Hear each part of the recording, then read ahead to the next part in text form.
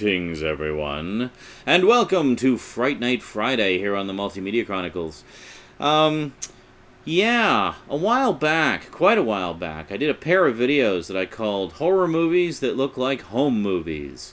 And it was just kind of a little play on what it is, because it's home movie footage, supposedly, assembled together to show the actual events as they happened when these people mysteriously disappeared or something horrible happened to them and it's being declassified for the first time or whatever the story is. There's a lot of them out there. And in that pair of videos, I talked about how the Blair Witch Project was largely responsible for popularizing that genre.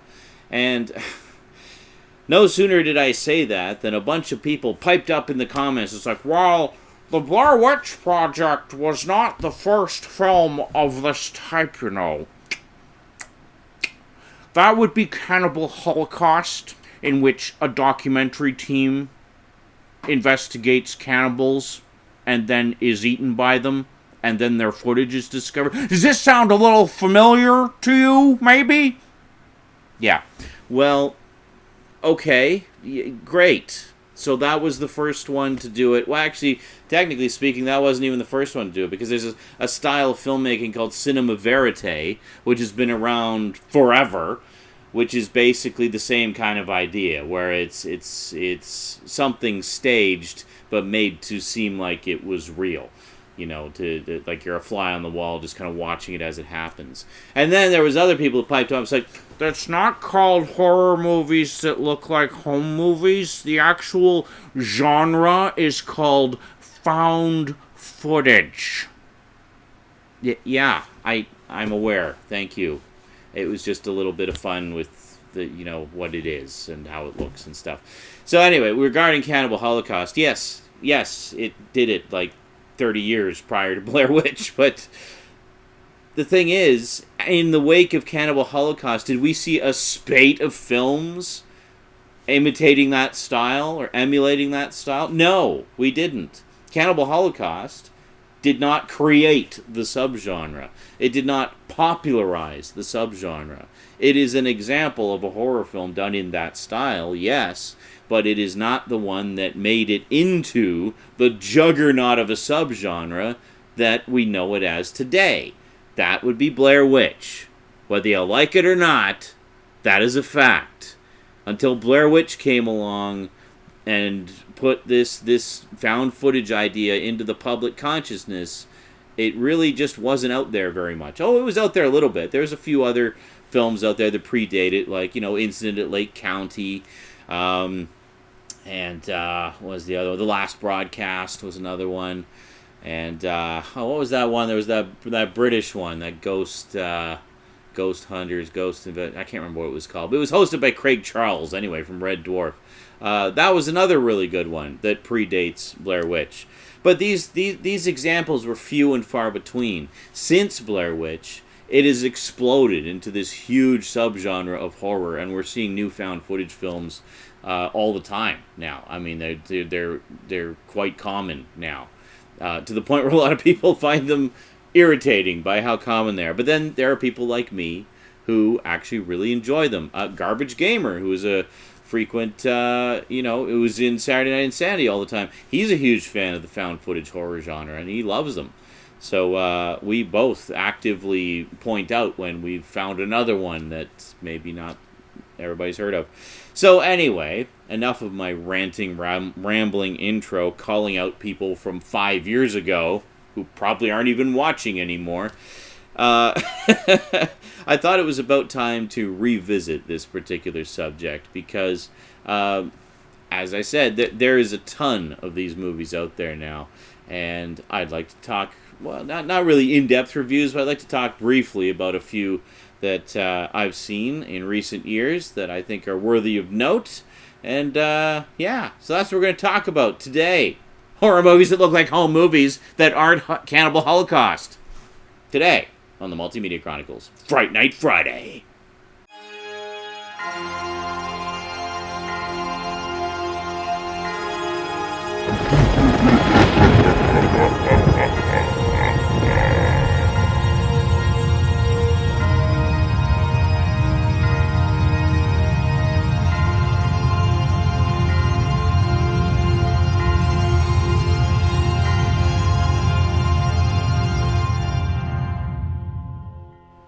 Welcome back. Alrighty, so let's start off with one that I picked up a while back, actually, and have watched many times. It's almost become a traditional movie for Halloween time now. I'm talking about Troll Hunter. Yes, just a wonderful, wonderful Norwegian film, actually, all about trolls in Norway, and basically that there's this guy who works for the government in secret to hunt trolls that have crossed over the sort of safe line. Like they have these power lines set up all around Norway, and you think it's just part of the power grid, but it's actually a fence to keep the trolls out of the populated areas. So what's happened in this is trolls have started to break out of that area and get to closer to populated areas. There's been some deaths and stuff, and so they're trying to figure out why. But we see it through the eyes of some documentary filmmakers who they think they're there to investigate poaching.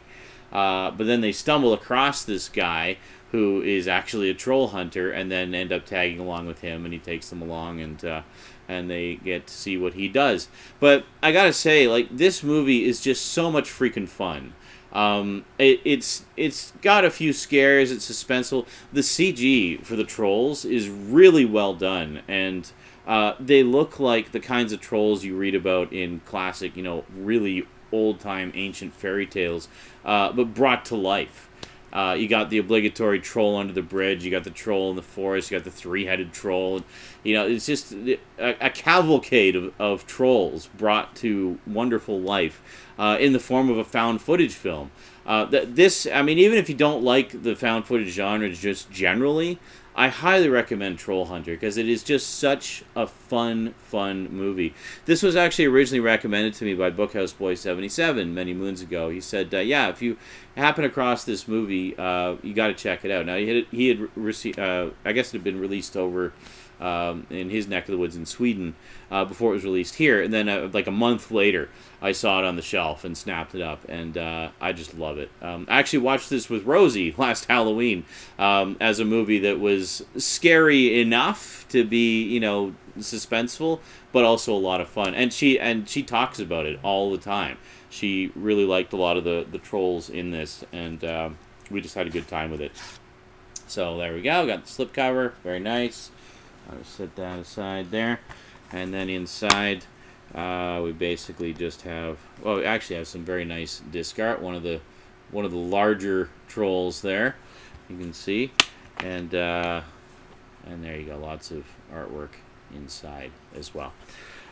So this is both subtitled in English and also with the original Norwegian audio. And you can also watch it English dubbed if you really want. Needless to say, with Rosie, we watched the English dubbed version. It's actually a pretty good English dub, I gotta say. But for me personally, I watch it with the subtitles because I'm kind of a purist when it comes to foreign films. But good times. So Troll Hunter, definitely check it out. It's just such a blast. Like, you will have such a good time. Next up, this one got kind of mixed reviews, as these films often do, I find, so I tend to just judge for myself. Space is a very scary place. Outer space, just on its own. There are so many freaking things that can kill you so quickly in outer space. I mean, just a crack in your spacesuit. Loss of oxygen. You suffocate. You die. Your eyeballs freeze in your head. There's so many different things that can kill you in space. So, let's put a found footage movie in space, shall we? With Apollo 18. Yeah, very cool stuff. So, basically what this is a couple of astronauts are sent off on a secret mission, Apollo 18, as officially Apollo 17 was the last manned mission to the moon. But no, there was one more. But why do they never talk about it? Well, you'll have to watch the movie and find out.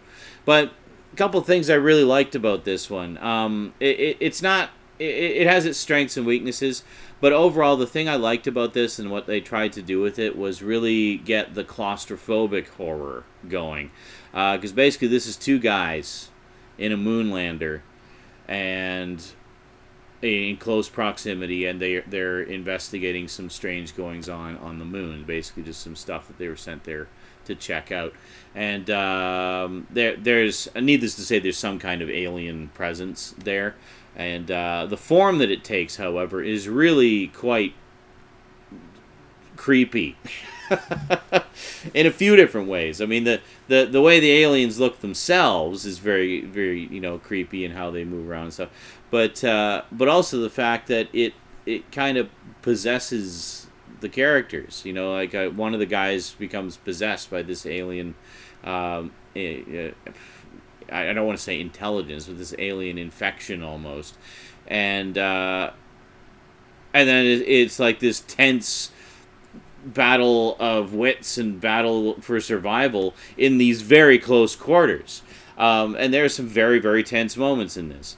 And there's tense moments when the main character goes out alone to investigate and discovers some scary things. I don't want to give too much away, because if you haven't seen it, it's good to go in relatively cold. But yeah, there's some pretty scary shit in here, and space is a scary place, like I said. So throw in some claustrophobic horror and some space madness and some very creepy aliens. And but not, I mean, just whatever you think those aliens are, that's not what they are in this. You just have to see it to find out what I'm talking about here. But there are multiple layers to the creepiness of the creatures in this. So yeah, Apollo 18. I enjoyed it. I liked it. Do we have... there's a few alternate endings on here, actually, because it, as found footage movies often do, it has a rather bleak ending. But they did several different versions of the bleakness of the ending, and you can check out all of them here. I think it's like 3 or 4 of them on here, and they all kind of end more or less the same way, but the journey to get there is a little bit different. So kind of interesting. Honestly, I think pretty much any one of them works equally well, but the theatrical one is fine as well. So yeah, I enjoyed this. If you like a little sci-fi horror, you can't go wrong with Apollo 18. A little sci-fi horror mixed with found footage, so gotta love that. Okie dokie. This next one, oh boy, was this ever a treat. We have As Above, So Below. Now, many years ago, I saw a story on a show called Scariest Places on Earth, in which it was kind of like a real-life found footage film, actually, where there's the Paris catacombs. There's this huge, like hundreds of miles long network of catacombs running under the city of Paris. Now, some of the catacombs are actually open to the public, and you can go and go on little tours and stuff. But there are miles and miles and miles of sections that are closed to the public for various reasons. I mean, a lot of the tunnels have collapsed, and it's just a really dangerous kind of place to go. Plus, nobody knows for sure how far they actually run. And it's not just like one layer. There's like multiple levels. I mean, you could end up literally thousands of feet below the surface of the Earth. Well, maybe not thousands, but hundreds at least. Hundreds of feet below the surface of the Earth, unable to find your way out. So anyway, I saw this story on Scariest Places on Earth where this photographer had... a friend of his was a cataphile, as they call him, who's an enthusiast for the catacombs, who likes to go and explore them and map them and stuff, find new tunnels and stuff like that.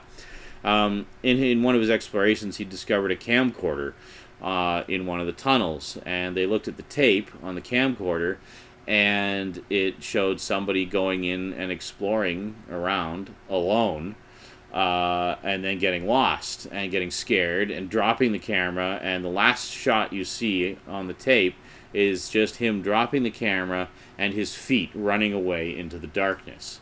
Now that on its own is pretty frickin' scary.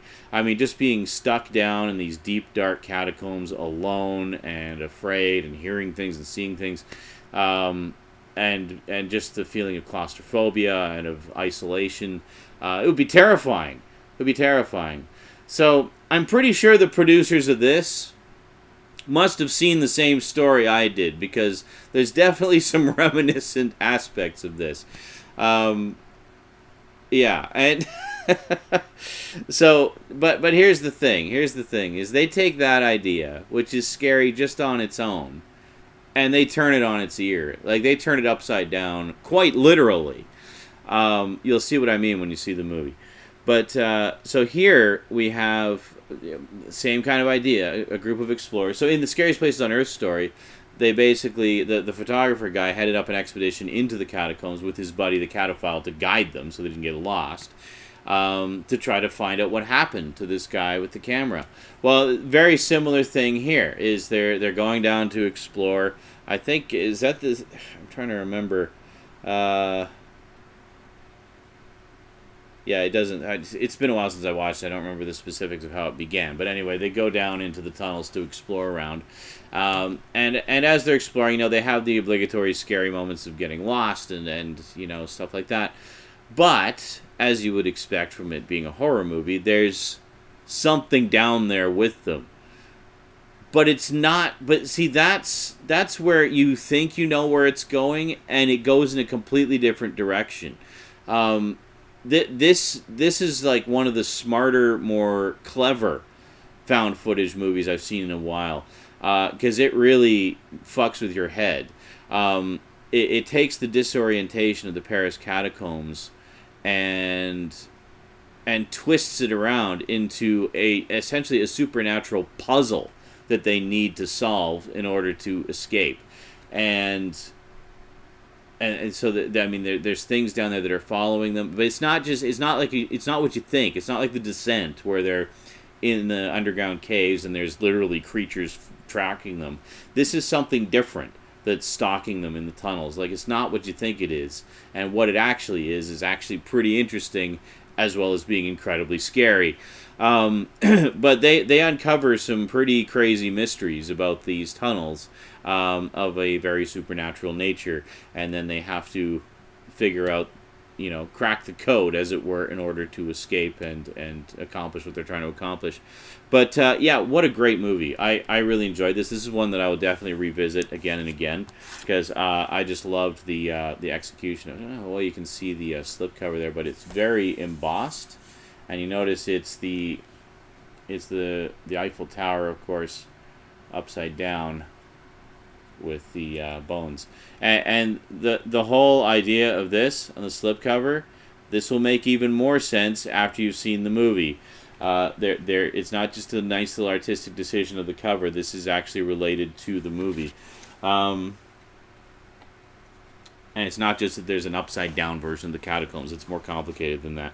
But yeah, so then there we go. Just take a quick look, and then here we have basically DVD, Blu-ray. There we go. Very nice. So yeah, as above, so below. Highest possible recommendation.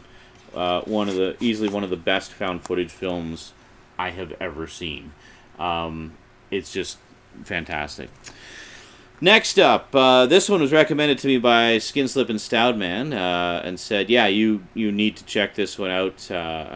We know you like the found footage stuff, and this is a really, really good one to check out." We have Mr. Jones. Yeah, basically a husband and wife are going out into the forest. The husband's basically wanting to make some kind of documentary. He's kind of like the artist without inspiration. Like, he knows he wants to do something. He wants to go out into the forest and kind of find his inspiration and stuff, but he's not quite sure what he wants to do. So he's just kind of documenting the journey of what he's trying to come up with. And then in the course of it, they discovered this man who's living nearby, and he's leaving these like sort of almost scarecrow-like sculptures around, and sometimes they see him in the night setting them on fire, and other times they see them the next day, and there's like a display of them, what have you. And the girlfriend recognizes the work as being the sort of sculpture artwork of this reclusive artist named Mr. Jones. Just this mysterious artist who does these scarecrow-like sculptures out of twigs and sticks and bones and whatever. But nobody's ever found him or talked to him or interviewed him or anything. So they're like, why don't we do a documentary about Mr. Jones? So they're trying to find him and talk to him, and they sneak into his house and find like his workshop and stuff. But again, much like As Above, So Below, what you think is going on in this for like the first half of it is not actually what's going on. This is another one that really fucks with your head. It gets very surreal, especially towards the last half. And that's one of the things I really enjoyed about it, is it gets to... It reminds me of like the first time I saw the original Nightmare on Elm Street, how slowly over the course of the movie it blurs the line between dreams and reality. It's the same thing with Mr. Jones. Over the course of the movie, it starts to blur the line between reality and dreams or hallucinations, heading towards an ultimate goal that you may or may not see coming. It's really, really cleverly done. And some people didn't care for sort of the trippiness of the latter 20 minutes of it, because it does get a little bit art house. But and it's not strictly a found footage film either. There's other aspects of it that sort of creep in, but it's very intentional, obviously, because it's all part of the blurring the line between reality and hallucination, and dreams and visions and things like that. But again, just a very interesting, unique kind of found footage movie that I really dug a lot, actually. It's also very scary. There's like some very scary moments in this where very tense. So if you suffer from anxiety, good luck! You're in for a wild ride with this one. But really, really cool stuff.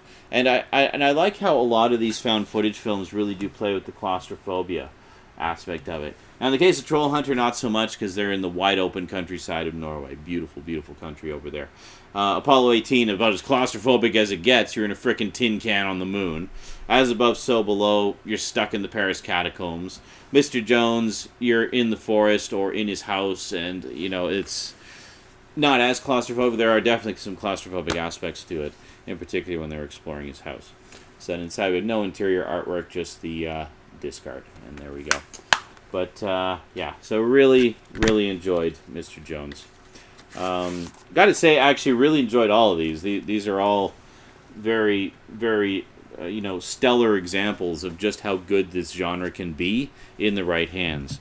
And now the one that I know is going to be the one that everybody has a different opinion on. I've talked about this series before. I had to pick up the latest one. I didn't get the 3D edition because I didn't actually realize there was one until I'd already bought this. Oh well, maybe I'll double dip at some point. But I picked up Paranormal Activity, The Ghost Dimension. Yes, I saved that one till last, so I imagine half of you just turned the video off. Oh, fuck Paranormal Activity. As you know, I actually do enjoy these. And yes, I've seen the Red Letter Media review. Very tongue-in-cheek. They're obviously kind of trolling us a little bit. Especially when they said that they hadn't watched the third one and then complained about all the other ones not making any sense. It's like, well, that's because the third one is the one that explains everything. You dumbasses. No, I'm just kidding. I love Red Letter Media. They're awesome guys. Very funny. Gotta love Mr. Plinkett. Anyway, Paranormal Activity, The Ghost Dimension, what can I say? It's basically more of the same. This one essentially does attempt to tie things up. It's supposed to be the last of the cycle thus far, wrapping up the story of Katie and just the ghost that's been plaguing them all this time, and sort of what his motivation is and stuff like that. And it says, for the first time you will see the activity. And yes, you do, actually. The camera in this one is kind of a magic camera that can see the, you see figures, you see sort of ghostly smoke and mist and energy and stuff. So it's pretty cool. There's actually some pretty awesome visuals in this, I gotta say. Very creepy stuff.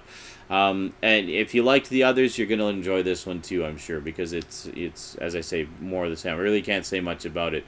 Obviously I don't want to spoil it, because if you've been following the saga up to this point, you kind of want to go in cold and just enjoy it. But yeah, I really enjoyed this one.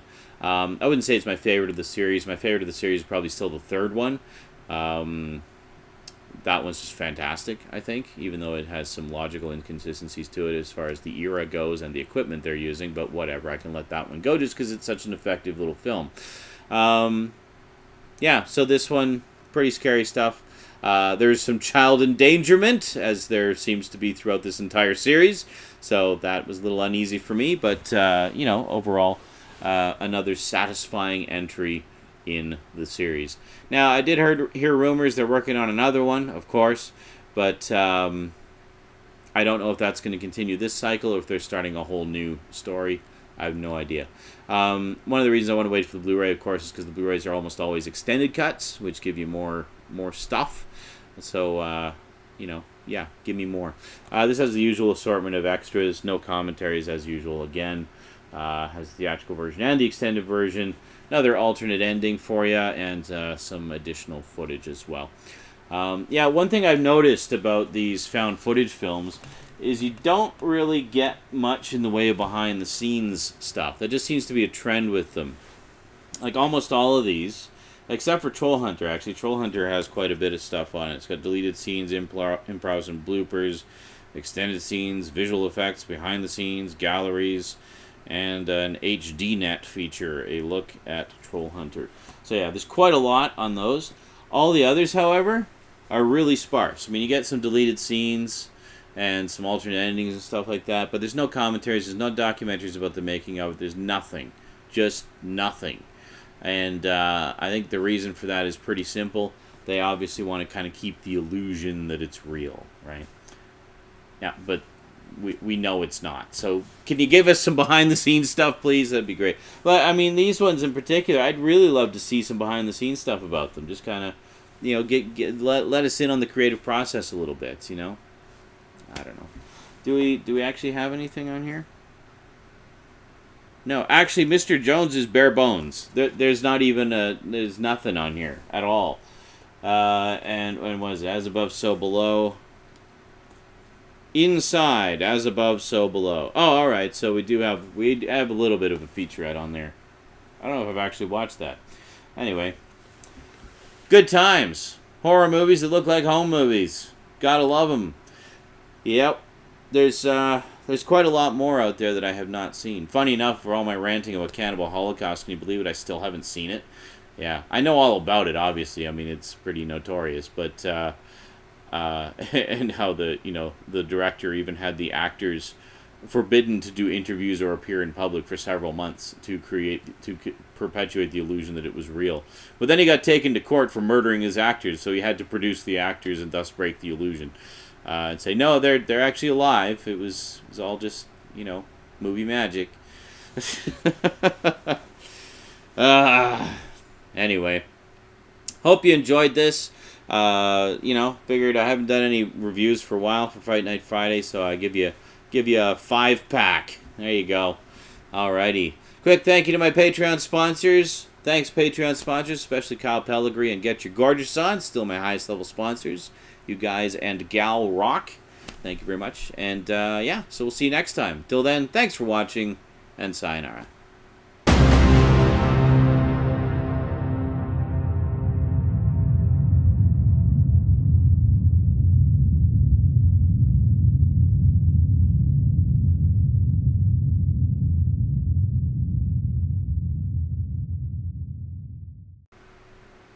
Greetings, everyone, and welcome to another exciting Fright Night Friday.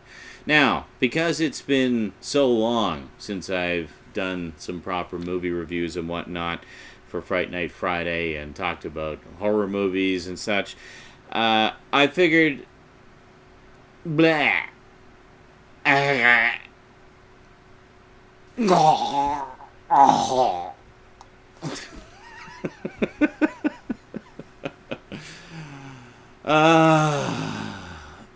And then, of course, a bunch of viewers just couldn't resist commenting.